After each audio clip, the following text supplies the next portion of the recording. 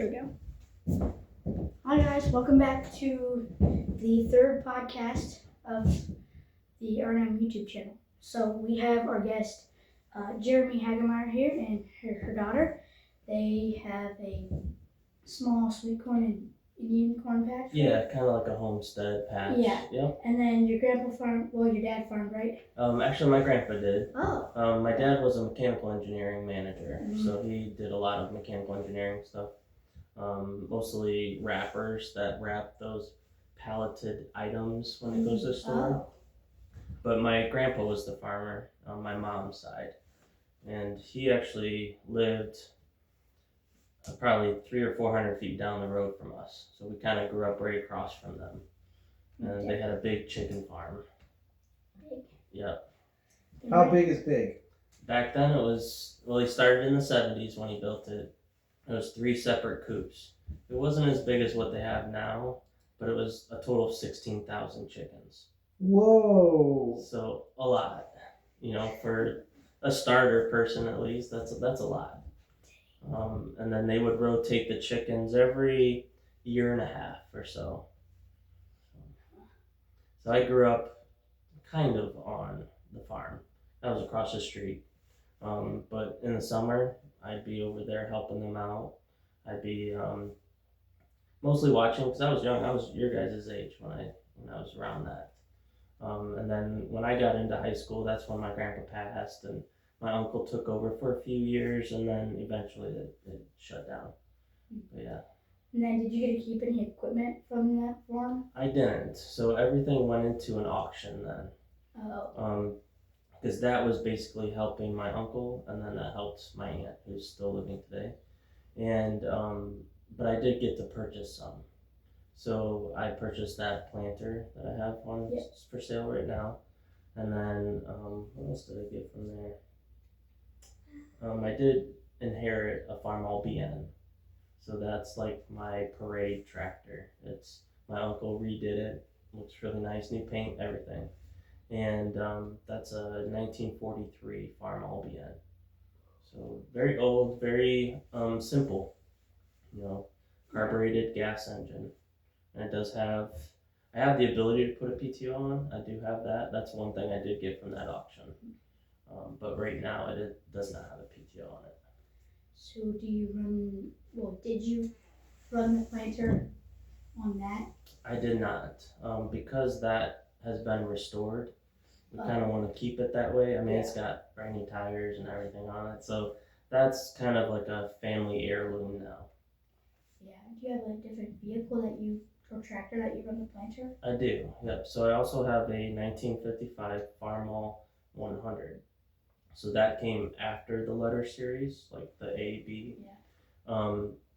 And that's what I use as my work tractor. It's similar to like a Super A. Okay. Or a 140. Those are the more common ones. The 100 was in between that. Never heard of a 100. Yep. They only made it for 2 or 3 years, I believe. Dang. So it's not as common. Yeah. I have a question about the chickens. Were they meat chickens or egg production? It was mostly egg production, and that's all based off of the breed. So they used like a white leghorn, is your common commercial egg layer. So there were 16,000 of those.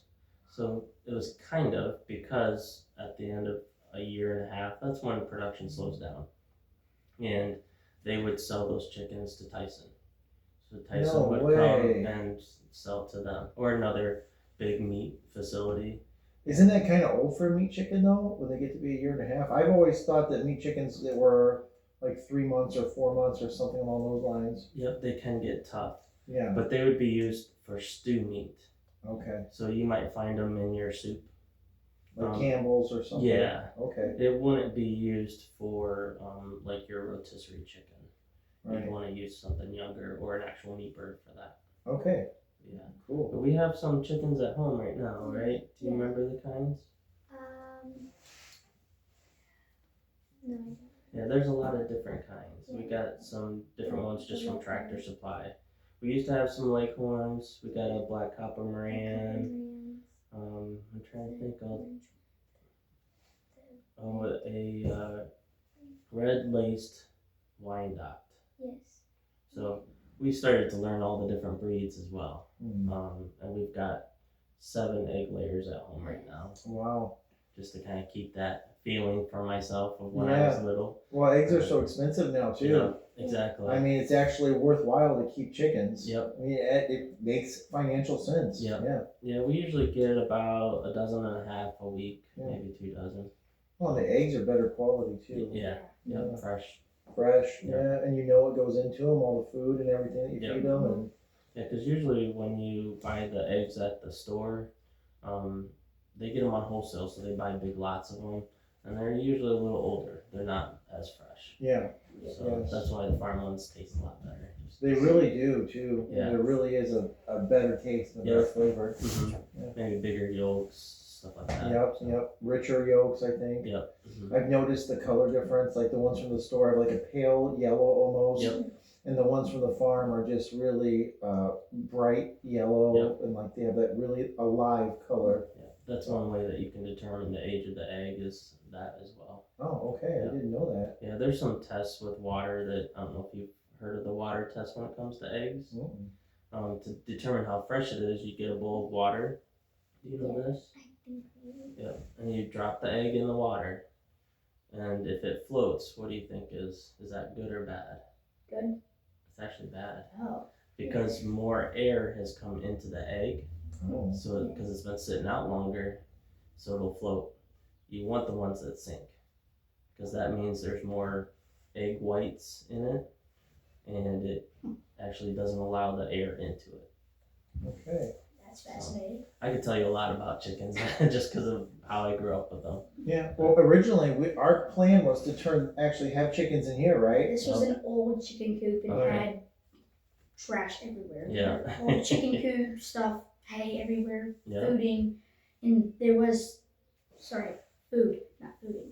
There was installation here a long time ago, but the chickens, like Like through pecked it through it or all, and something. there's like they then pooped in it, and it was like, so that was, he did that. Mhm. I'm not gonna do, um, Yeah, good. but so you were gonna put more chickens in here because my dad grew up in chickens and his 4 brothers. Okay. But my mom, the reason when we moved in here, my grandpa, they had chickens in here at the time, Mm-hmm. and we did take care of them for those. But when they were done, we were done Okay. because my mom did not like chickens. Okay. Is she afraid of chickens? Oh, Yeah. Yeah, she's afraid of them. Yeah. They're gonna come out and peck her. Or Oh, And something. so my sisters have now I want to be like mom. We're afraid of chickens now. And so I wanted to get 5 chickens, Mhm. even though it's a big coop. I just want to get 5 chickens because I love eggs. Yeah. Especially cheese. Yep. But my mom shut that down instantly, I Yeah. guess. The roosters can be hard to handle, so I understand that. Yeah. If you can get all the hens, they're a lot easier. Yeah. And there's different breeds that are nicer too. Yeah, Right. really, so, yeah. Yeah. We went to Rulkin and Yeah. Tiffin, and we were looking at the chickens there. And I'm like, we should pick that one, and that one. But I didn't actually, because they were all the same color, and I didn't know Okay. what was different, what was Yeah. this or that. Yep. So, If you get the Americanas or Yes, a Easter egger, those are actually very nice. They will actually come up and sit right next to you, and they won't peck you or anything. Yeah, and the silkies. The silkies are Silkies nice. are That's more nice, of a They're decorative, more fancy. decorative and pets, not much for eggs and Yeah, stuff. because they're smaller eggs. Yeah. Yeah, but yeah, I could tell you the more aggressive breeds and the ones that aren't as aggressive if you ever decide to do that. yeah. And you get fancy color eggs if you get those. Do you know those at all? Those No, brands? You'll get either blue or green eggs. Maybe brown. I've never heard of blue eggs. Yep, we get them every once in a while. Yep. Yeah. It doesn't change the flavor or the taste of the egg at all. Just look It's cooler. just a different color of egg. Yeah. That's awesome. Yep. Now, what about turkey eggs? You ever have any of those? I have not. Those are bigger. Those are huge. Yeah. I don't know how many chicken eggs equal one turkey egg, but I Yeah. imagine it's a lot. Yeah. They say the same about ducks too. Yeah. Yeah. My Which I haven't had. I've We heard have- that ducks are oh, better with eggs. Yeah, you with the duck. Yeah, Maybe they taste better. I Or? think that people said that. Yeah. Okay. But I don't remember what they said about it. But they said like duck eggs are better than chicken eggs. Okay. That's all I Yeah, remember. maybe just because they're bigger. Yeah. We have a family friend that lives somewhere over there, and he has goats, chickens, cats roaming everywhere, a rabbit, and he has geese Oh wow. and a couple ducks. Okay. But the geese eggs and the duck eggs are huge, Really? and it has such a different taste whenever okay. and they look different when you cook them. Mm. But they're so much bigger. Okay. I have not had those. They're very protective as well because we went to try and get the eggs, and they just go. Oh yeah. Yeah. It's pretty funny though. Good. Yeah. I grew up around chickens, so I know a lot about them. If you ever want to talk about chickens at all, I'll be happy to do that. Now back to that farm equipment. You said you have a Farmall 100. Is that what you said? Yes. Now, would you say that an advantage of the older equipment was its simplicity? Yeah, it's a lot easier to work on, Yeah. to maintain, and plus you learn the basics of how an engine works, because it is very simple. Yeah. When you get into the newer stuff, I think you guys have a newer tractor. And twin too. Yeah. So is that a diesel? See, Yeah. I don't know much about diesels because I've always focused on the older, smaller stuff. But yeah, the newer stuff just has the power advantage. In retrospect, I think for our farm, instead of getting the tractor we got, knowing what we know now, the time it's gone by, we would have gotten an older tractor. Oh, okay. We would have gotten something older to start with and went from there. But we have our tractor now, so we're going to run with it. Yeah. But in retrospect, if we were to do it over again, I think we probably got an older gas engine, something a little bit simpler, you know, and just ran with it. Well, the nice thing about your tractor is you've got the 3-point, right? The Yeah, 3-point three-point. hitch on the back. Yep. So Two you hydraulic get all the bolts. modern equipment. The old stuff is very hard to find. I've driven to southern Ohio, all the way up into Michigan to go get stuff, and then I have to have the equipment to bring it all back. So it is hard to find. The nice thing about your new stuff, you get the 3-point, so you got all the new advantages of that, and you probably have hydraulic lifts, right? Yeah. Or hydraulic hookups. Yes, we have. So I don't have that. I kind of do. They have a hydraulic box underneath the gas tank. Yeah. And all it does is go like this. Mhm. And that's what lifts your cultivators up and down. So I like the older stuff because it's inexpensive. It's easier for me to get a hold of, and then easier for me to work on. I actually either wanted I never knew about Roll King until he actually showed me the store, what it looked like, and now I'm like, it's pretty cool. But I originally wanted a Deere or an Alice. Okay. Because I like Alice because they're awesome. Yeah. But Deere, my Uncle Tom, he has all Deere, well not all Deere, but like Alice Deere in like an international case. Okay. And then a Gleaner combine. Yeah. Sorry. And then, but he runs case, but I've always wanted it. Like Deere have been, I guess my parents had John Deere mower, I think they did when they lived in Rawson. And I just always used to actually hang out with Tom, I think, more. Because he'd bring his tractor to the tree farm. Okay. And I'd run in the John Deere. Nice. I don't know why I like John Yeah. Deere, Yeah, my grandfather used all international, all red. They were the red family. So that's what I grew up with. I grew up around. Now the service disadvantages with Case IH is there's not a lot of service areas around here. You have to go up to BG to get the closest stuff for parts. The nice thing about John Deere is they offer good service. So there's more locations in our area to go get parts. Yeah, I know there's Finley. I don't know anywhere else. Yeah. Yeah. Finley's a part of, I think, AgPro, which is a bigger multi-state company. There's also Stratton's over there. Okay. Yeah. We went there once to see if we need to talk with the guy and see if we could like rent a disc or something, but we never needed that. Okay. I know I've been more now around Eric with Case IH. Okay. And I actually like his better because they actually even the older like 2008 models and 2001s, Mhm. they still have the joystick. Where the John Deere's literally just have the. Oh, okay. But the Case has that, and Okay. I'm kind of like in between all three of them. Okay. Yeah. And he just got a new combine this year. Oh, wow. His old one, he had a 2001 Case IH 2388. Okay. And the engine, he had many problems. Oh, okay. And there's an oil leak, and then it got something in the engine, and the engine blew up. Oh, wow. So he either was gonna like do all this crap and then have to change everything every unload he did, Mhm. or just buy another combine. Yeah. And so that's why he bought another combine, and he said he was gonna have somebody over the winter fix the combine, and then he's gonna sell it. Okay. I don't know if he actually did that, but the other day I saw his new combine out because he's working on it as well.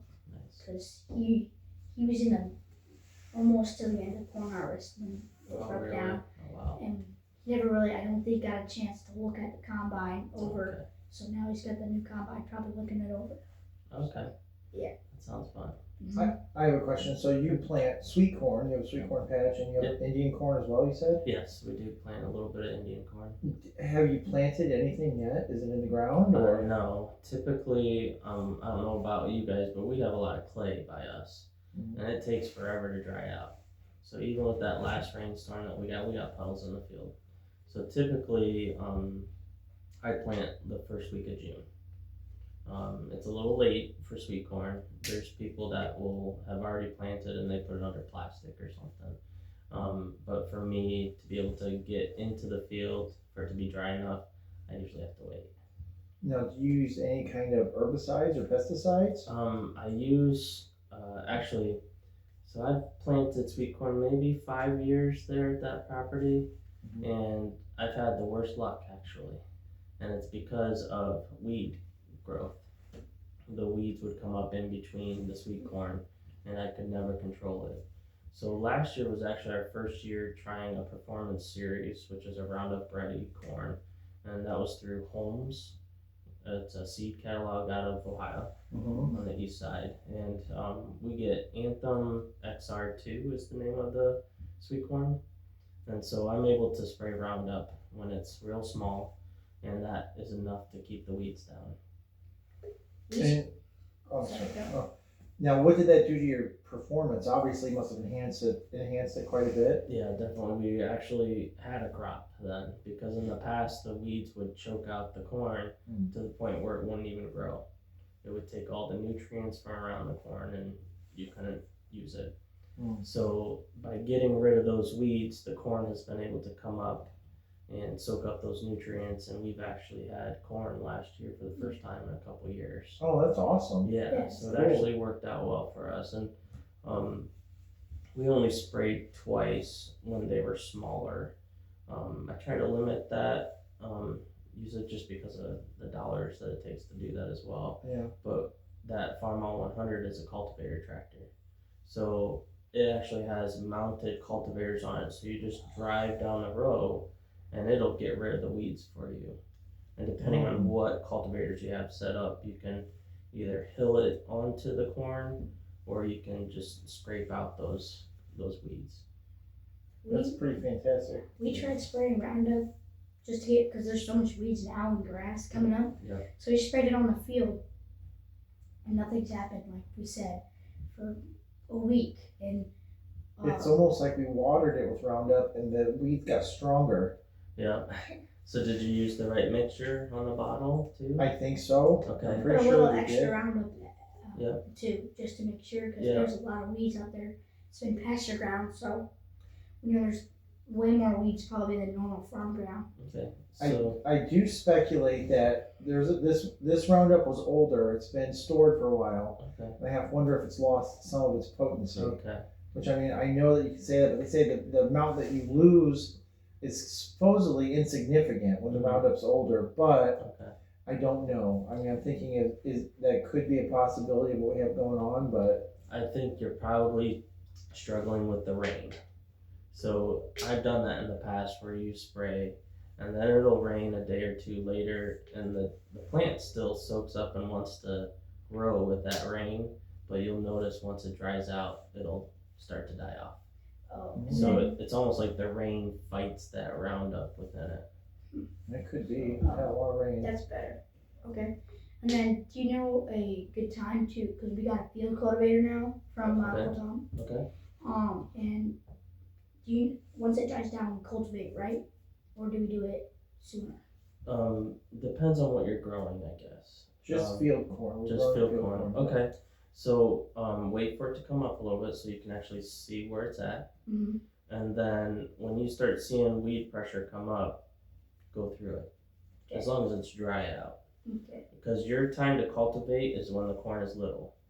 Because I'm sure you have a height on that tractor that once it gets the corn gets too high, you're going to start running it over, right? So you're going to be cultivating when it is small, keep those weeds down, and then it's going to get to the point where it's too high for the tractor, and that's when you might use some Roundup. And then once the corn grows up, it'll create a canopy and it'll block all that weed from underneath. Oh. They won't get any sun, so they won't grow. So it's a balancing act with cultivating and then your Roundup. Yeah. So basically, once the corn becomes strong enough, then it will choke the weeds out. Yes. It will do what nature intended it to do. Yeah. Sure. So once your corn is maybe 3 or 4 inches tall, there's certain levels based on the amount of leaves. I can't remember. It's like V3 or V4, and you'll want to cultivate where you can see the corn and when you have weeds starting to come up. Okay. So, yeah, good question. And what kind of planter do you use when you're putting your sweet corn in? So this will be a first year for a different planter for me. I've always used that 2-row that I have for sale right now. Yep, it's an international. That's the one for my grandpa and my uncle, and they used that for mostly beans. They planted soybeans with that. Okay. And then it fit their tractor to cultivate through there as well. So we have that planter is adjustable with the widths of the rows. They have it currently set at 30. So that's what I've been using to plant my sweet corn. Now my patch is fairly small, so I do like 1/3 of an acre. But it's hard to turn around when you're so long with that pole behind and the tractor. So what I recently found last year was a 1-row planter, and it's a fast hitch. I don't know if you know what a 1-point fast hitch is for farmholes. Mm-mm. It's basically like a spear on the front of the implement, and all you have to do is back up and it connects right into it, and you put a latch down. It's real simple. Oh yeah, I see those. Yeah. Mm-hmm. So I've got a 1-row now, so this will be the first year to plant a 1-row, but the planting unit is the exact same as what's on the 2-row. It operates the exact same way. And it's not as long, so it's not Correct. Oh. Yep, so it's maybe 5 feet long with the point on it. So it doesn't stick out as much. So I'll be able to actually back up easier, and I can tighten my row spaces easier if I want to. But it all works on that rear wheel. It's all mechanical. So there's no hydraulic operation or air lines or anything like that. So I'll be able to back up, drop it, and just start planting. We're using Tom's 2-row deer 3-point. Okay, yep. Because he's letting us use it for free. Yeah. I think he's excited that we're doing this, so That'll be great. why not use it? But it's not that hard to turn around, but the loader is so long on the tractor, Okay. and with that not much space to turn around with that thing, I think what we need to do is take the loader off the tractor to make it, because this planter has the seed box that's like this big, Okay, yep. and then on the back of that it's like an insecticide box. Oh, okay, yep.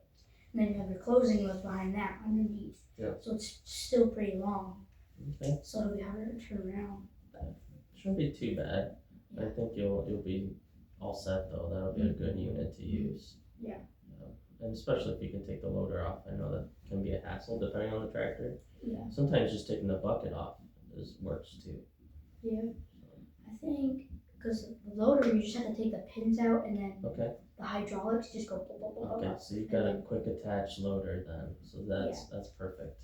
And with the 3-point, it's not just you take an hour putting every single point in. Mhm. We have quick hits on it. Okay. Yep. But we've had troubles with the quick hits because, especially with the tiller and the seed drill, it's just not cooperating.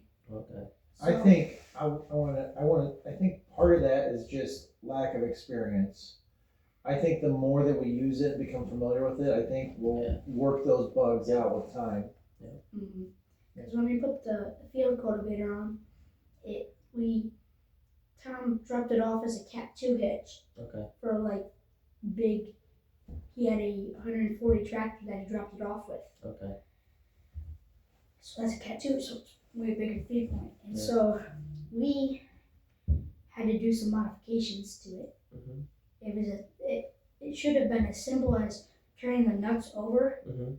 so it's a Cat 1, but there was a row unit, or did we call it, in the way, so we had to take the nut off, but that nut and the big nuts for the 3-point attach they're all like rusted on there. Okay. So he brought his torch, Yep. torched it out, and we finally got it. Yep. And we moved that thing, and then we took out 4 other row units, 2 on the side, Mhm. so our tractor can actually have a chance of pulling it. Okay. Because our tractor's only 37 horse Okay. with a Mama Jamba field cultivator. Okay. So 37 is not too bad. That's pretty good. My 100's only 19, and the BN is 17. And I had a Cub. I don't know if you're familiar with the a Farmo Cub. Oh. So the small red tractors. Yeah, the tiny ones. That's only like 10. So it's what gets you is the torque. But a 37 horsepower is great. Yeah. I think it'd be good.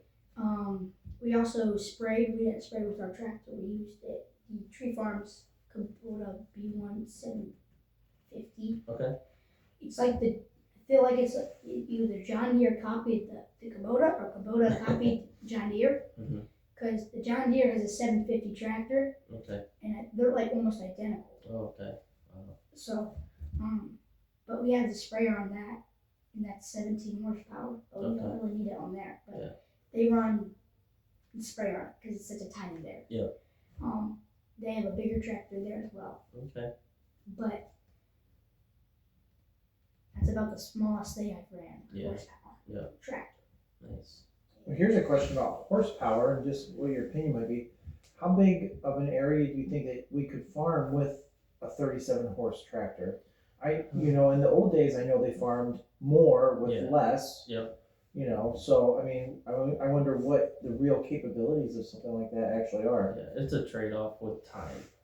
So yours, if you do just the 2-row planter, a couple acres maybe. The bigger the tractor, the faster it'll take you. So if you have a smaller tractor, it's going to take you longer to do those few acres. So it's that time trade-off. But with yours, if you want to spend all day out on the tractor, you could do many acres. It just depends on your equipment that you're pulling and how much you can get done. Sure. Do you think if we got up to a 4-row, like say we get 20 acres that we got for a good deal, and we want to use that, but the planter's too small. Say we rent a 4-row planter. Do you think that would pull it? Yeah, I think your tractor would pull it. Okay. But it would take you a long time to do 20 acres with a 4-row. That's a lot. Yeah. We actually have 20. The field behind us is 20 acres. We don't own it, but they come in with the big machines and they get it done in less than 2 hours. But they're brand new big Case IH tractors, so they can get it done really quick. It just depends on your time. So you could have 20 acres and do it, but it might take you a week to get it done, and that's okay. It just depends on what you would like to do. Well, time and finances. So you got to trade off. If it's say, are we going to spend all this money on new top of the line equipment, Or do we spend more time but way less money on older equipment? And it's that trade-off and that balance of saying what makes the most sense. Because your fuel cost will be in there as well. Yeah, fuel costs add on to it, yes. So the more you can pull behind you at one time, you'll limit your fuel cost. Yeah, So, yes, absolutely. Yep. Same concept as like a train, like a big diesel train. They only use like a gallon, I think, to go. I can't remember how many miles, but they can pull all that cargo with 1 gallon of fuel, like so many miles. It's most efficient way to actually pull cargo. Yeah, I've heard that too. Yep. That's really cool. So just field corn for you guys, huh? Is that anything this else? year. And then next year, I think we're gonna do oats Okay. or wheat. As like a cover crop, or Well, like we're gonna actually harvest it okay. if we can get a harvester, and then we're gonna double crop that into soybeans. Okay. So we get double cropped. Nice. Very good. Yeah. Well, I think our next crop, corn, doesn't have to be beans next. Corn, beans, and then we would do wheat. Well, you don't have to do For that. we don't have to, but I think for like the nitrogen stuff. Do nutrient or The nitrogen. nitrogen, yeah. Can you do wheat after corn? I think they do corn, beans, wheat is the Yeah. typical. Oh. You could, Yeah.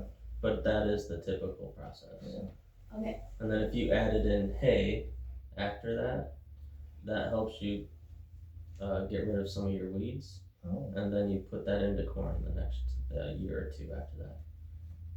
So you can add hay into there as well, but different equipment, different process. So you got to think about that stuff too. Yeah.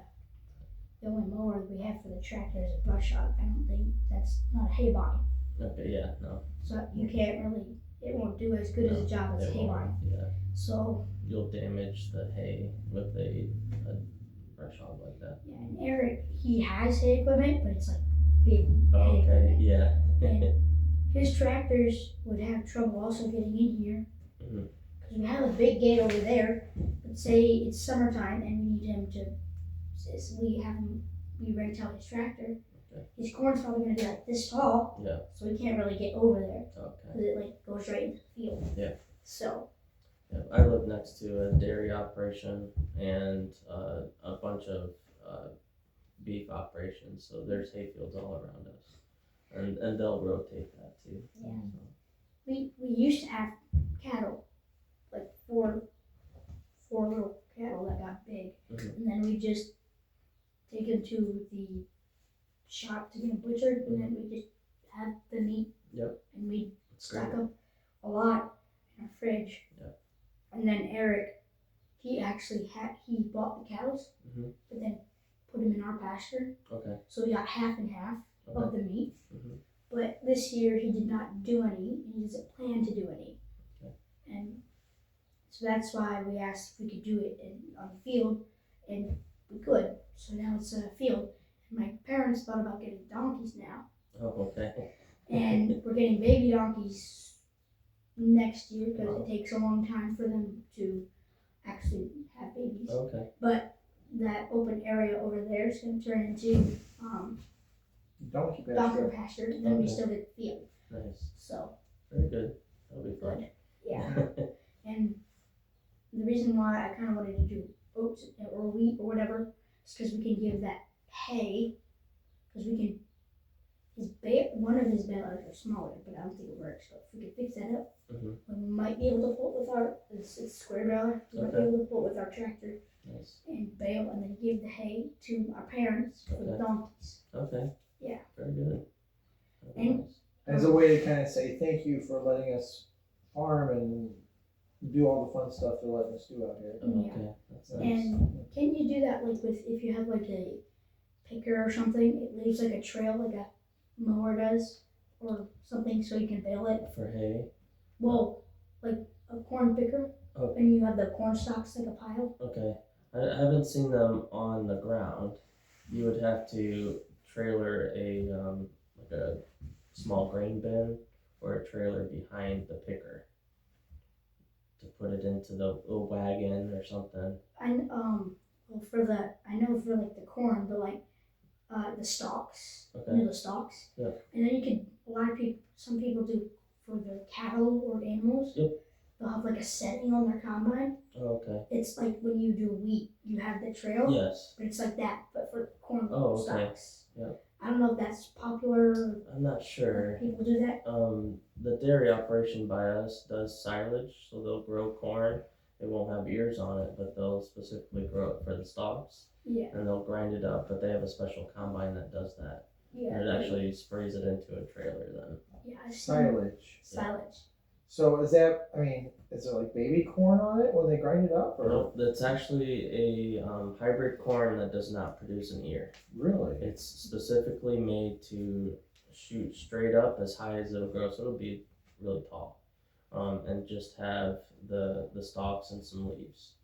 But it'll be high in sugars and some other nutrients, and then when it gets harvested, it'll chop it up really fine and put it into a wagon, and then they'll Compact it in they'll like compact a it. bunker. Mm-hmm. And then Wow, I never knew that. I didn't know that was a thing even. Yep. So then the cows will just eat that, and that'll be like their food, like Yep. some food that they eat. Yep, it's a part of their dietary regimen that they have then. Okay. And they'll usually Silage. work with some other nutrients then and mix it together. you were Okay. talking about that one time. You said it. We were talking about it, but I didn't understand what it was actually. I didn't realize that silage was actually a certain type of corn plant. What I thought it was just if you grew corn and it wasn't totally mature, then, or if you planted it later, whatever, then you would just turn it into silage. But Okay. silage is actually something completely different. Yep. That's actually not really even corn. I mean, it is corn, but Yeah. it doesn't produce any corn. Yeah, it doesn't produce the ear, and you harvest it green. So Really? you don't let it dry out. You want to harvest it Wow. while it's green. Okay, that's really interesting. So usually around July or August, if you drive around and look at some dairy farms, they'll be out there doing that. We'll be out there doing that. Yeah. I wonder if there's a market for that. Is there a market for that you know of? Or Usually, if somebody is baling silage, it's for their own dairy for their own process. purposes? Yeah, but I bet there is a market for it. Sure. So you did just want to try to meet with that dairy farmer and let them know, work out a deal with them. Yeah. That if I put my acreage to silage, can I sell that to you for your operation and see if they'd be up for that? Makes sense. Yeah. We got our corn from it's in our basement because you need it cool Mhm. and like dry, right? Yep. Cool, dry, and dark. Yeah. So we have it in our basement.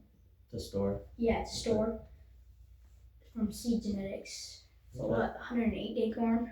I think so. Yeah. And when he called in for the corn, he's like, they're like, do you want the GMO or non-GMO? He goes, I want extra GMO because of the weeds and everything out there. Oh yeah.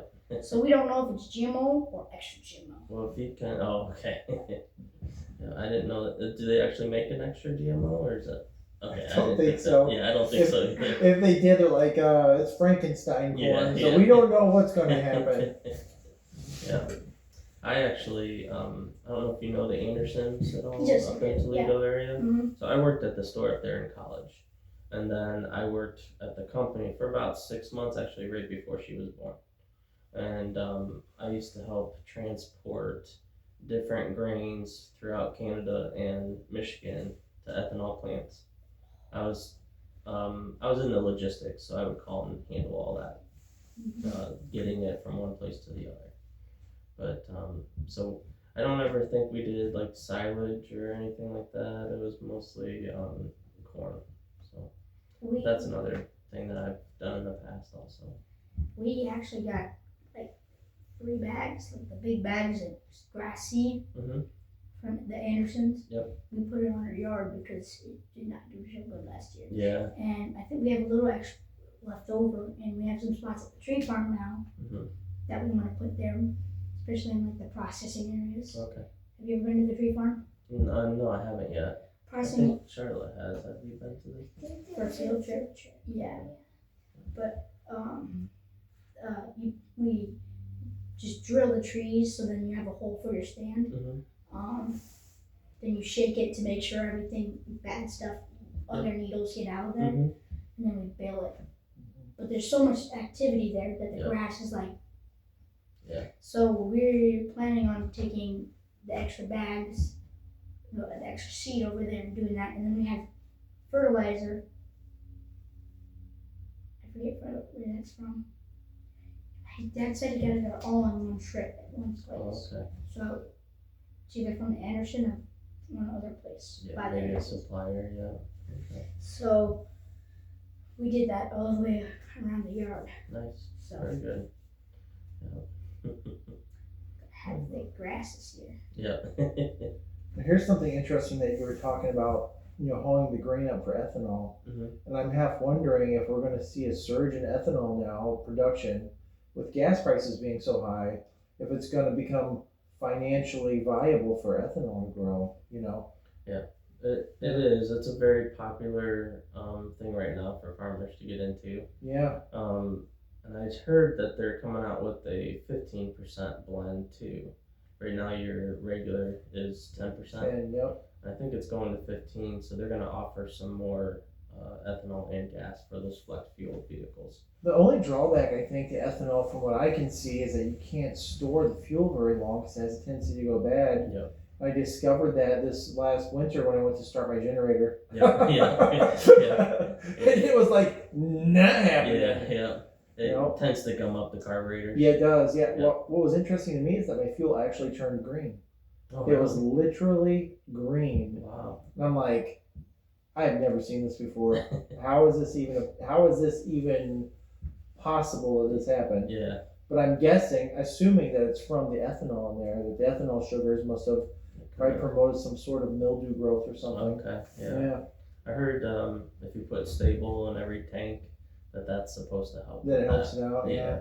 Well, I've seen some YouTube videos that were really interesting where guys actually took water, mixed it in with the gas, and I guess it binds with the ethanol and drops down to the bottom, and then they would actually take the gas then off the top of that, Okay. so that they're getting ethanol-free gas. Oh wow. So I don't know how well that works. Yeah. The idea of mixing water with gas doesn't seem like a very smart idea to No, me, it but they swear by it. They're like, oh, this works. So okay. I might give it a try for maybe some of my small engine stuff and see how it does over the winter. Make sure it doesn't turn green on me. Yeah, exactly. Yeah.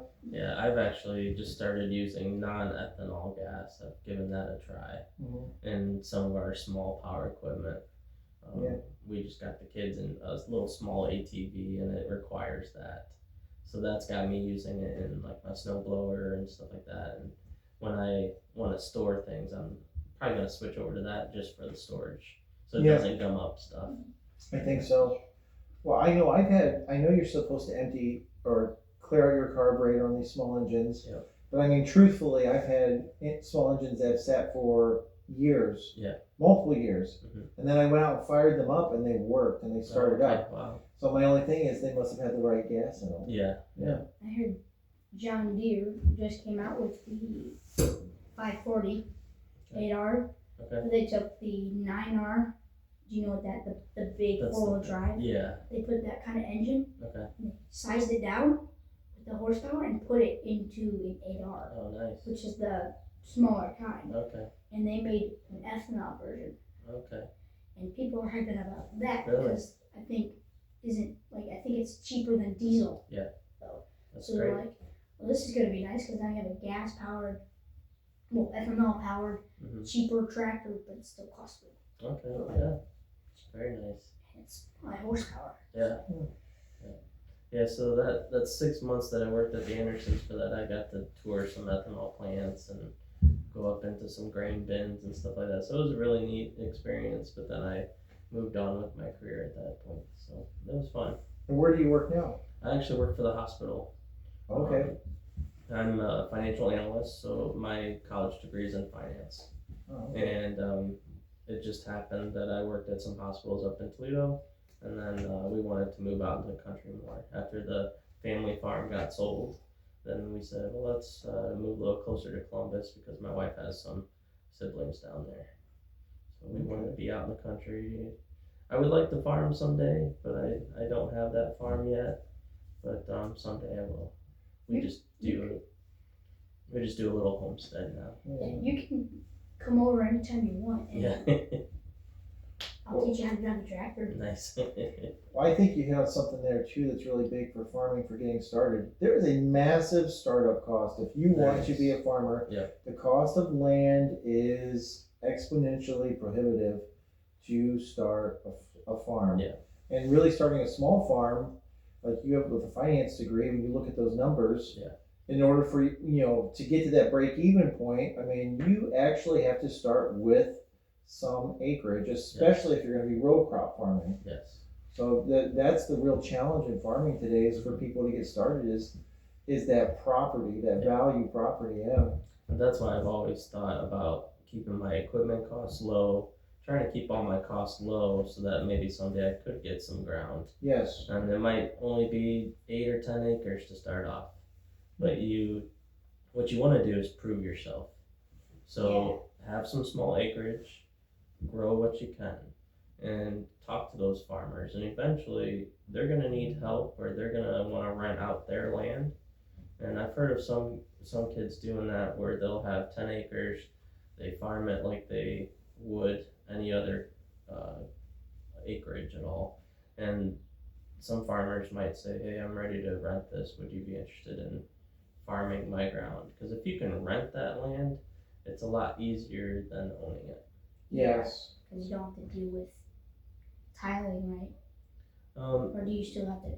you would probably recommend it to the owner, but yeah, you wouldn't have to pay for that. You would just be paying to use the land for that season. So it's a lot cheaper. Could be. Well, the startup costs are less and it becomes more viable at that point. Yeah. But I mean, really, so talking to different people, in banking and stuff, and talking about farming, one of the things that they were talking about was that farming is a long-term play. Yes. That really getting into farming now, you are probably not going to be making your living from the farm. Correct. More than likely, what you're going to be doing is hopefully breaking even and not going into the hole or not going into the hole too much. And that over time you build up equity in the farm. Then by the time that you are hopefully ready to retire or getting to that point, either you will pass it down to the next generation or you will be able to turn around and sell that and sell out of it and sell the equity if you choose to. Or your farm will become profitable because you've paid down enough to where the payments are not consuming all of your capital. Correct. Yep. Very much so. And that has been my trouble is finding that initial farm ground. Yes. And then having the equipment ready to do it. Yes. So that's why we've kind of scaled back on doing more of the homesteading. Yes. Growing food for our family, stuff like that. And that's actually probably the most rewarding type of farming that there is really because everything is going straight to literally from the field to the table. Exactly. Yep. Yeah. I think it's hard for young farmers to get started, but it is possible. Yes. And it is a long game. Like you said, you could also grow that ground too, or grow your operation. So if you're ready to retire, you can sell off that ground, and that's where your retirement comes from. Or you can actually grow, which some farmers have done around us, where they'll have their first piece of property paid off, it's good, it's generating revenue, and then they'll go and purchase another property, and then they'll use the revenue from both grounds to pay off the new property. So it makes it a lot easier to get your second property. That first property is the hardest one. Yes, that's what they say. The first property is the hardest one. The first 100,000 is the hardest 100,000, but it kind of grows exponentially from there. Yeah, exactly. I know. There's like by 75. I don't know if somebody bought it now, but there on the sign when you're going down, there's a like an old building and it says 7 acres for sale. Oh, okay. It's like it was corn ground, and there's like a gravel lot just kind of in it with random trash in it. Okay. But, I think I know where you're talking about. Yeah.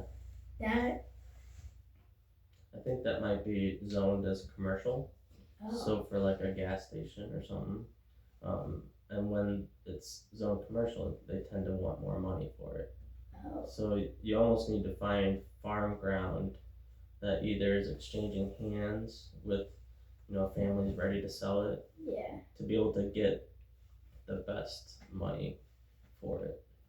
And I have another different family friend member that lives in Mount Corey over there, Mhm. and they have around like a little square when you're kind of going from Mount Corey into the school zone. Okay. She has like a little kind of quarter of an acre Mhm. right there, and then her house, they have her house, and then there's kind of like a triangle field with Okay. a house in the middle of it. Okay. And well, her uncle farms it, but he's looking to retire, Mm. and she asked us about the farmland. Mm. I said it might be good in a year or two. Okay. So Yeah, give it some thought. Those Yeah. are the things that you're looking for. Mhm. Those small pieces of property to get started. yeah, That would be great.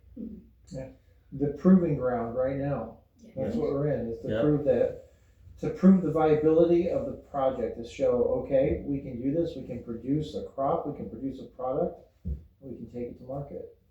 And keep those financials as you're doing your proving grounds, because that's what's going to show the bank to help you get the loan for your first property. Mm-hmm. Yes, I And know. all those tax records. And it's not like it's 10 miles away Mhm. to where like it's hard to get, especially with the tractor. Yeah. Say we rented like a 1-row picker, Mhm. and we're driving down there. It's not like it's gonna take an hour. Yeah. Because we do have road speed on it. It goes like 25 Okay. mile an hour. Nice. But it would still, if it was longer, it would take forever if it's longer. And it's nice that it's closer, Okay. and it's a family friend member Yeah, that's nice. offering it. That's great. Yeah. So Do you think you would rent that then? Is that what they're talking, or do they want to sell? I think they were meaning just rent, Okay. because their uncle is still retiring, but I think he still wants to kind of make that money. Yeah. Something good for you to look into. Yeah, so excited for that. Good. A couple great. years. Mm-hmm. Good. Yeah, we've actually gotten into like berry farming too. So strawberries, blueberries. What's your favorite? I really like the strawberries. Strawberries. They're nice and warm from the sun. We just pick them Yeah. to eat. Yeah. My uncle Tom does sweet corn patches and then blueberries. It's Okay. like all organic blueberries. Okay. And we go over there like 3 times a summer just to pick blueberries, because he's got like this whole big greenhouse full of them. Okay. And when we go there, we're supposed to pick them and put them in a bucket. Yeah. I put like 2 in the bucket and then I eat the rest. I just can't help myself because they're so good. I don't Yeah. know what it is. Yeah. And Just nice and fresh. Yeah. Go out and get it whenever you want. Yeah.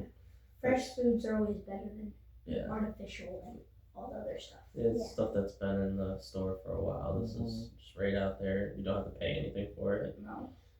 So we've been trying to get into that. Yeah. What tree do we have? Do you remember the fruit tree? Pears.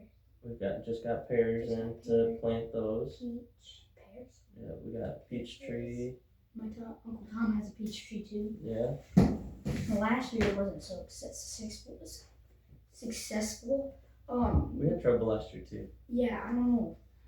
Because my neighbors just got a peach tree, and it was supposed to produce like 1 or 2 because it's like yay high. It's got, branches and leaves and everything. Yeah. It's supposed to produce 1 or 2, I think. Mhm. But they didn't get any either. Yeah. But hopefully he's doing a lot of stuff this year in winter to take care of it. So this summer, hopefully it actually gets peaches. Yeah. So I hope it does. yeah. I think ours is going to be pretty good this year too. Yeah. We tried to do a bunch of different things. Because that's a part of farming is you Expand and try. Yep. And see what fails or what works great. And then go after the things that are working for you. It's also like herbicide. Mm-hmm. They'll do like test plots with herbicide and seed. Mm-hmm. Like say Pioneer versus Seed Genetics or Yeah. Eric's product versus a commercial product Mm-hmm. like that. Yeah. Which I feel like this field will be perfect for that. But for this year, I think we're just gonna go like it is, and next year might be like a test plot. Yeah. Even though it's the only field. So keep track of that, write that stuff down so Mhm. that you can know when you do get that property, to say, I know that I'm gonna use this seed and this is our plan. That's a big deal to keep track of all that stuff. Yeah. But as you grow and learn, that's the best thing. You're gonna be experimenting and just keep trying. Yeah. Charlotte, when will the strawberries be ready this year?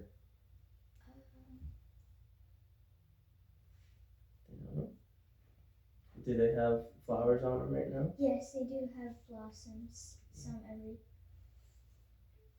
Ours is like, we have like a big patch, like the table over into the chair. So we have strawberries. Usually. They just look pooped out. Oh yeah. Usually like July Yeah. is when we get our first ones, when the sun's really coming in. That seems, I don't know, that seems late. Oh, you think so? I don't know. Yeah, maybe it is, because we've got flowers on them already. It might be the breed of strawberries too. Yeah. Yeah. Maybe it's June. I can't remember. Could be the birds. Yeah. I bet you it's probably like mid-June, July. Yeah, that could be right. That makes sense. You guys do cherry tomatoes? We have, and we tend to buy too many of them, too many of the plants, Yep. and then We did you're that. overloaded with them. I know. Oh, But I feel like when we did cherry tomatoes, my dad also does like those peas Mm-hmm. that just Yep, that's her. from the garden. Yep. I just go out there for, I don't know, 5 minutes, but it's like, Yeah. it's like, my dad said bring some in. That's what, when you're out mowing, you just grab one of those as you're going by, and yeah, we like that too. Our ground isn't the greatest because of the clay, so we've the past year or two we've done raised beds, and that has really helped us, and actually bringing in more vegetables to can and stuff like that. yes. So we did it for our garden. We didn't put slabs and logs, and then we put dirt in there. Yep. Fresh dirt. How big is your garden? How much square footage?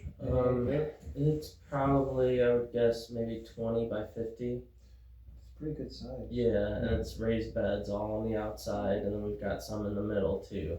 Okay. And each bed is, I think, is it 3 or 4 feet? I think it might be 3. Yeah, 3 feet deep.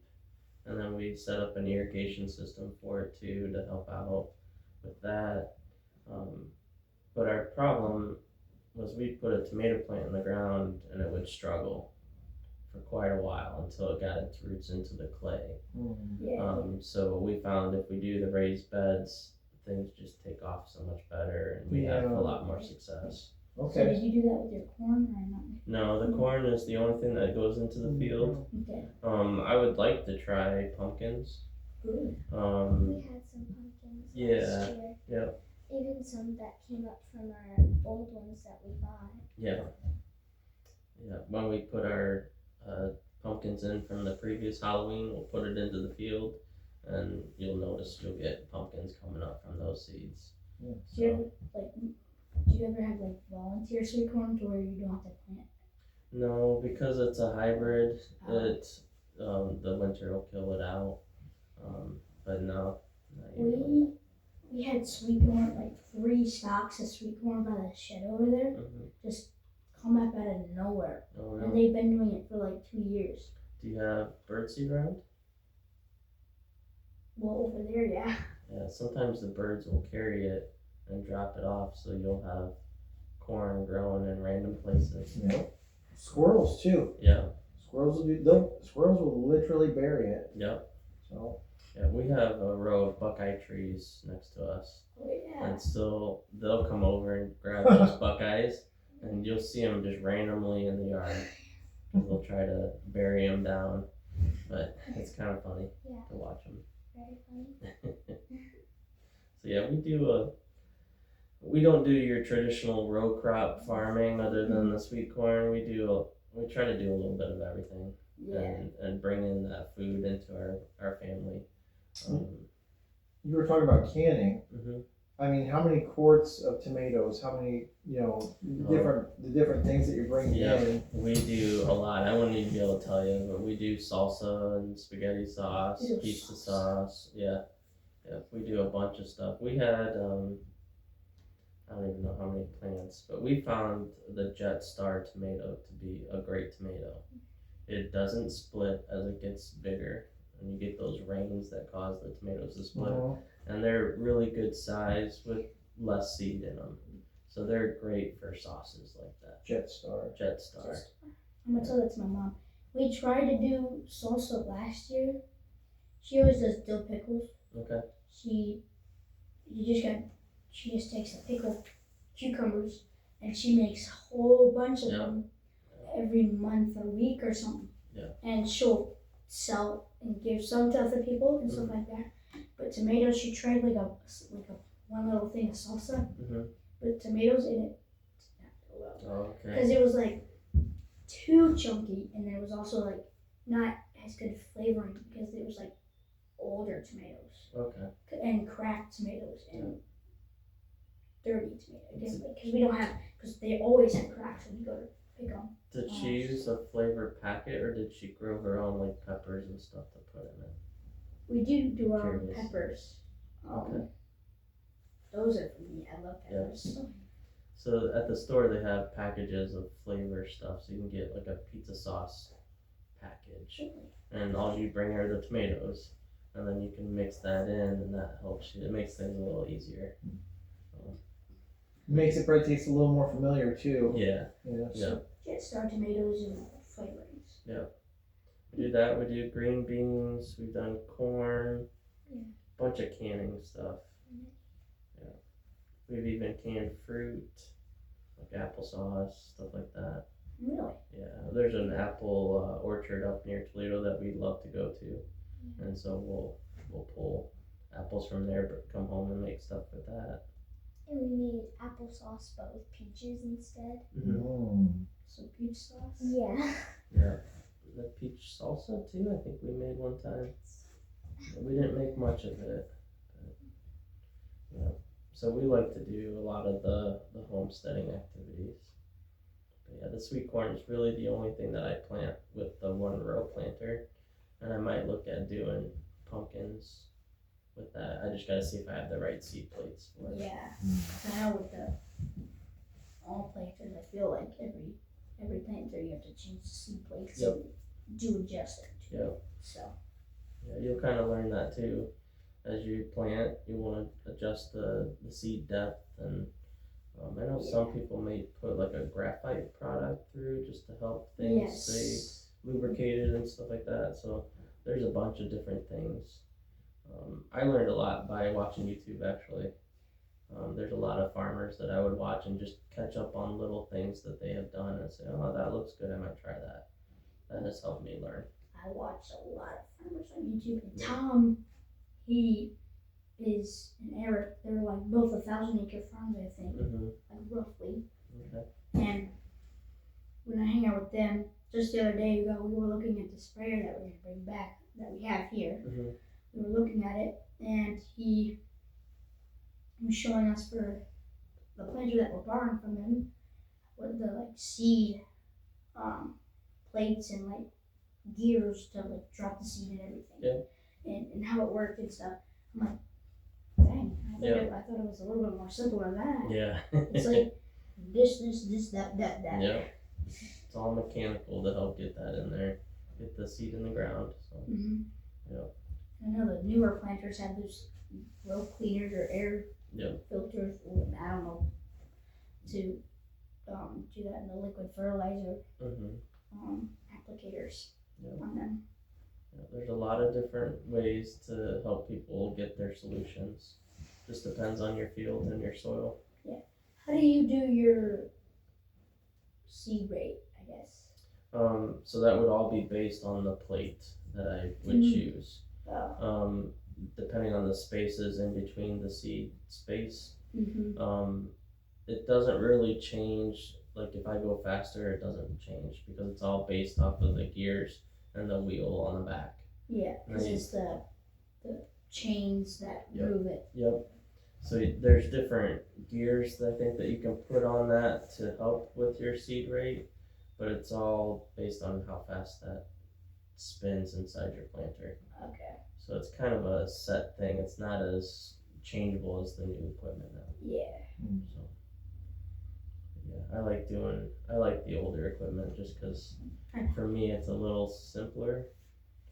As someone who's learning, I guess. Yeah, I personally like older equipment just because. Yeah.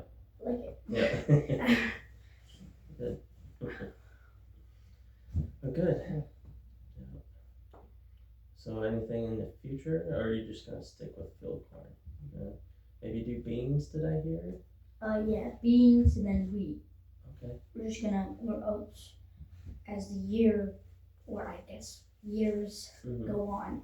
Okay. And if we end up renting or potentially buying the land that family member was saying about, depends on what the crop was there before. Yeah. Because I know their uncle still, I think they either rented out to somebody else, so their uncle still kind of just farms that ish. Okay.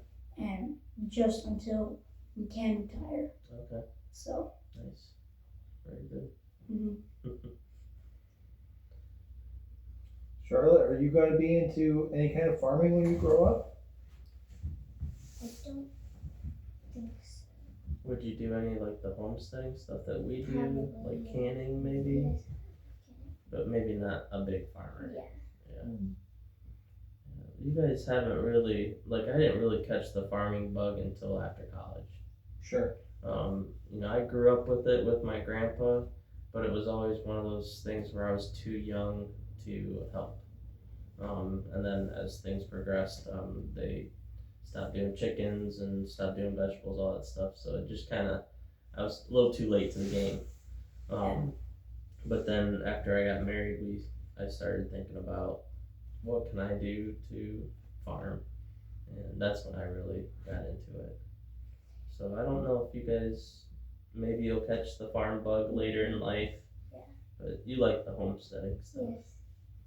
I caught the farm bug when I was like 1.5. Because my little, like all the Reese family, all the little kids, like Walker, he's my little cousin. He's in preschool. He loves farming. Okay. I have a little cousin named Samuel. He's not even in school yet. He loves farming. And it's like a Reese thing, I feel like. Yeah. And then I've got more and more. And then when we moved here when I was like 2.5, Eric, he did live in Boston at a farm. He had a farm. And then they moved here, which was a lot closer. And so I could just go and help him farm. Okay. And every day, I feel like it was every day after school, especially during planting and fall, like harvest season, especially because he has a 200-acre field right over there. Okay. That's going into corn. He has a small corn head. And so it takes him a little bit longer because it's just, I think it's his biggest field. Okay. And he's got this field, and that field on this road as well. So he's got a lot to do on this road. Okay. And it's just hop off the bus or get out of Hannah's car, put my book bag stuff, and then head out and help farm. Okay. And then it was like, we were at church one time and I was talking to him about like, I just want to have my own farm. Like, I can't wait. And he's like, you know what, do you want to start a farm with me? And I'm like, yeah. And so that's how actually we started the farm. That's awesome. So do you get to go in a combine then too? I ran a combine. You ran one? Wow. I haven't even done that. That's great. Yeah, it was a Cleaner or 65. Okay. 8-row corn head on. I really like combines and duals. Yeah. It makes them look cooler. Okay. I think. So it had duals on it. Okay. Harvesting corn. Yeah. I only got to sit with my grandpa when I was younger in his international. Before there were buddy seats and we had to sit on the floor. Yeah. That's my experience with it. It was what, like a 2005 combine. It had like the buddy seat was like this big. Yeah. And my uncle, when I was driving, he was like in a little tiny buddy seat going like this. Yeah. It was so funny. And then just the joystick. Okay. I feel like it's easier than you think. Mhm. I guess there's more stuff that I didn't do. Yeah.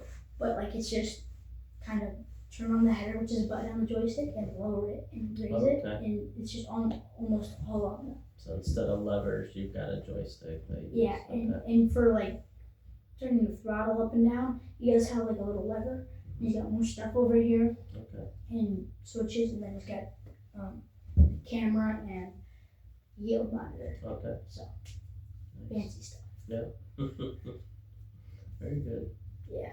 So Yeah. I've driven a John Deere 8300 or something like that. That's probably the biggest I've driven. oh It's an yeah. older tractor, but Yeah. a big one. Like a 1998 Yeah, or something. early 2000s Or- maybe. yeah. Yeah. I just seen one of those. I have a little 1/64 scale of those. Okay. Mhm. So that's probably the biggest tractor, and then I drove a Fendt. I helped the dairy operation for one day, and I drove a Fendt and just helped with their silage. But those are the big tractors that I've used. I've kind of determined that I'm not a big fan of the big tractors Yeah. because it's hard for me to work on them. hmm And Tom's also let me run his case maximum 140, Okay. which is his main big tractor. He Mhm. runs planter, all this stuff, and he's got like an extra boost, I think, in the engine Okay. for bigger horsepower. Okay. So I gotta run that, which is really fun. Yeah. Those are the only really two things big that I've ran. Great. And then I ran at the tree farm the two tractors, the Kubotas. Mhm. Both they have two Ventracs there, Okay. a Kubota RTV, and then they have a old Suzuki, Oh. Okay. which is like it's a mini truck Okay. and it's Japanese, so it's stick shift I've and on seen the other those. opposite side. Okay. And so I'm like it's so weird because if I get like a stick shift in the future, I'm used to shifting with this hand, but then it's gonna do like opposite on this okay. side. I'm like, it's so weird. And they also have a grasshopper Okay. Yep. mower. Mhm. I mow every Thursday or Tuesday-ish off the lawn Okay. there, and there's a skid steer, but that's my uncle's, so I run it. Okay. But I have ran a New Holland, Eric's New Holland. Mhm. We were getting the manure out of the shed, Mhm. the cow barn, and we kind of like spread with a bucket all Yeah. around the field, Mhm. and then there's piles in the garden Okay. that we're gonna spread out. So. Nice. Mhm. Yep. In high school, I had a lawn mowing service, so I kind of know some of those things that you're talking about, and that was one thing that I was able to do in high school to make some money. I have a mowing business, Mhm. but the only customer I have is my grandma Yeah. and grandpa. Hey, that's okay. Yeah. We're looking into making a custom agriculture Oh, okay. with our smaller equipment. Yeah. Business. Nice. So that'd be good. Here's a question: how many customers do you have in your lawn mowing business? One summer I had up to 11 lawns that I took care of. 11 lawns. And that was mostly in the Maumee, Toledo, and Anthony Wayne area. Okay. Okay. That's where I grew up at. And yeah, one year I had 11. I started off with just a bank when I was younger, and then word kind of spread and you get more customers at that point. Sure. But I would spend my weekends mowing lawns, and that got me my first car and stuff like that. So Yeah, that's great. And Yeah. probably taught you a lot about business too. Yep. Yes. Yep, taking care of other people's property, making Mhm. sure you're keeping them happy, and then the business side with invoicing them, keeping track of all the money, that side of it. Yeah. Well, all the responsibility too, because it all fell on you. There was nobody else. It was Yep. just you. Yep. You were responsible to determine whether it made it or didn't make it. Correct. Yeah. Yeah, my dad let me use his Jeep and trailer and the riding lawnmower that we had at that time, but as far as the work and maintaining it, that was all on me. Sure. And all the invoicing, stuff like that, I did that. That's great experience. Yeah, it is. My When mom. you said that, I was like, oh, Yeah. that's something I did. So Know that. Well, with the tractor, at first it would still out when you try to put it high in fourth gear. Mhm. it would just stall out. So we thought you can't put it in high in fourth gear. Mhm. You could go to like second and high. Mhm.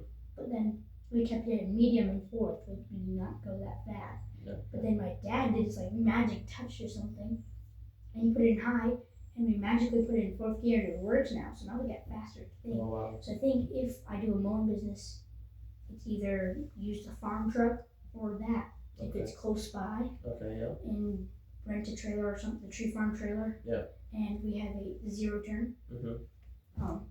Or like at my grandparents have the grasshopper. Okay. It's really fun to use that. Most of mine were push swans, but the bank was the one that I used my dad's riding lawnmower with. Okay. But yeah, I had just a little, what was it, like a 20-inch push mower, and that's what I did all summer. So I just had a trailer big enough for that and went around and you bagged it. There's different things you can do, weed whack, all that kind of stuff. So I just found, well, my dad had like a heavy gas, and it had all these big, like metal chain weed whacker stuff on it. Mhm. And I'm like, I'm good. I'm not gonna use that. But then my grandparents, I found a electric one that they have, and I had to like wiggle around and stuff with it, and I actually got it to work. So now I do the weed whack there, which makes the lawn look so much better, especially if it's trees, because the grasshopper's big enough, can't get rid of them down so cool. yeah, exactly. So we got weed whacker now. Yeah, so that might be something else you could do to another revenue stream. And my grandma, do you know what a labyrinth is? No. So it's like a little thing like that. In every row, there's like flowers and plants. Oh, okay. And they have also an electric push mower. And then I go in between there and mow that as well. Okay. So Good. Yeah. Yeah, that'd be another kind of a second job for you to do if you continue the farming. yeah, That'd be good. and I enjoy mowing. Yeah. I mean, who doesn't? Yeah. It's fun. Yeah. Especially if you get some headphones on and Yeah. listen to some music. One of the things you were talking about earlier was that the equipment, the smaller equipment, the older equipment is easier to work on, Mhm. right? Yep. So there was just a thing passed, maybe, I can't remember if it was something in Congress or if it was in court, the right to repair. Mhm. So they were talking about with the computer stuff being on a lot of the bigger equipment now. Yep. And for the farmers to be able to repair that, to have the right to repair it themselves. Where do you sit on that? I have a feeling I know, but Yeah. I like to be able to work on my stuff and not have to pay dealer costs right?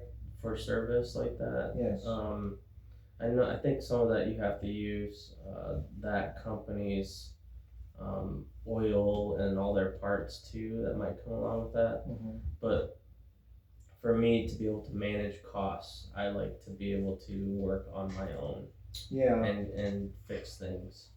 Because like everything else, if you have somebody else doing the work for you, it's going to cost a lot more for you to get that done. Yep. And when you're working on tight margins already as a farmer, you need to be able to have some mechanical knowledge and repair things while you're working in order to be able to get your job done. Mhm. There's plenty of times where you might have a disc break or a hydraulic line break or something. Yeah. You're gonna need to be able to fix that so you can get your work done. Yeah. So as far as the right to repair, I feel like you should be able to work on the equipment that you buy. Absolutely. Yeah. Absolutely. And that's what I enjoy doing. Yeah. So, I say any equipment. I don't care if it's big. I don't care if it's Yeah. small. You should Yeah. be able to work on it. Yeah. Yeah. Yeah. Totally. yeah, if you buy it, I don't think you should be tied to something else that says you can't work on it. So, I have wonder if there will be a renaissance in more simple farm equipment. I kind of wonder that too. Yeah. And you can kind of see with Case IH bringing the Farmall line back, and those are smaller tractors as well. Yeah. And I wonder if that's why they're trying to do that, to make it a little less expensive for farming, for people to get into farming and get started. Yeah, that makes Deer's, sense. Deer's been changing their names too. Yeah, Like the kind of like ours, say it was a deer. okay. It used to be say 2030. Mm-hmm. Now it's a like 1E or something. Okay. Kind of like the AR. Yeah. Or like a 1R. Okay. Something like that. Yeah. And they've been improving it and making it less garden tractory. Yep. Compacted to farm E. Yep. Oh. Well, Right. I think that's okay. I think that the manufacturers are gonna realize that for the next generation to come in and take over farming, they need to kind of scale back a little to make it more affordable for those new farmers to get in there. Yeah, I think that's just the natural way that the market's gonna go. Yeah. They'll still offer the big ones for the more established farmers, but that would be very nice if they made simpler machines that could still handle the work that you need to get done. Yeah. So I would think they should be able to, really. yeah, Mm-hmm. that might be limiting some of the options. You know, maybe you don't get the quick connect loader or something like that. But I hope they do that so that young farmers can get in there and get good equipment to help them get the job done, and then Yeah. can actually repair it. So I think it's gonna be essential yeah. for, especially for beginning. Yeah. Yeah. Mm-hmm. Yeah, because as we continue in time, those older farmers are going to pass down. I've heard that there's a lot of, we're coming up on a time where a lot of, like a wealth transfer, I think is what they call it. But Yeah. it's where a lot of those old farmers are going to be retiring and want the younger farmers to buy their land or take over their operations. So I think we're getting to that point now where we need to think, how do we help the younger farmers succeed? Mm-hmm. That's you. Yeah. And you, I guess. Yeah, I think so. Beginning. Yeah. And maybe Charlotte will be a berry farmer or something. She'll have some fruit to sell. Hey, that'd be pretty cool. Yeah. Could be successful. Mhm. We always talk about putting a little stand out in front of our house, but we don't get a whole lot of traffic to be able to sell some fruit. So Well, that's one thing. Ohio does make it really easy and convenient if you wanted to set up a stand or you wanted to sell some of your goods. yeah, I mean, you don't even have to have a vendor's license. I mean, Yep. you're a farmer. Yep. You are allowed to sell your goods in Ohio. They are very small farm friendly, yeah, which is really great. yeah. I think for like a farmer's market, you just have to have a something from the health department to clear that this is what you're selling and where you're selling it at. Yeah. But I don't think it's too hard to get. No. We did raise some meat chickens for a while, and those have to be processed at a certain facility in order to sell it. And that's one rule. And then the other rule is if you raise it on your farm, you butcher it on your farm, you can sell it off your farm without having to go through the USDA stuff. Yes. So that is another way that they make it farm friendly. Yeah. So we haven't done it in a while, but we would raise about 50 chickens a year and Wow. process them and then put them in our freezer so we'd have chicken. Whatever you want. Yeah, Yummy. Fried chicken, baked chicken, broiled Make it chicken. hungry. It does actually sound pretty good. Doesn't it? Yeah. yeah. So we've done that stuff too. But yeah, This has been a very good talk. good. Yeah. Thank you. Yeah. Thank you for coming and joining us. Yeah. Thank you for having Yeah. us. Yeah, thank you so much. I really appreciate it. Very cool. Yeah, no problem. We enjoyed being able to talk. I love talking farming, Yeah. so whenever I get the chance to do that, I enjoy it. And my dad's like, he goes, I know about this much about farming, and you know about this much. And he's like, I kind of understand what you're talking about, but it's not like enjoyable. And when you actually have somebody to talk to, Yep. or you guys, Yeah. it's actually enjoyable. Yep. Like him, he's just like, okay. Yep. Yeah, okay. Like, and you guys are like, you understand it. Yep. So, Yep. I enjoy it. Great. Yeah, I'm here whenever you want to talk or anything. Just let me know.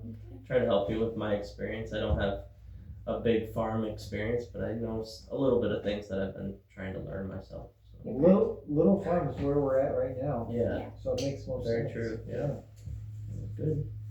And here's a question, Noah, how do you know Charlotte? She's in my class. She's in your class? Yep. Okay, cool. Mm-hmm.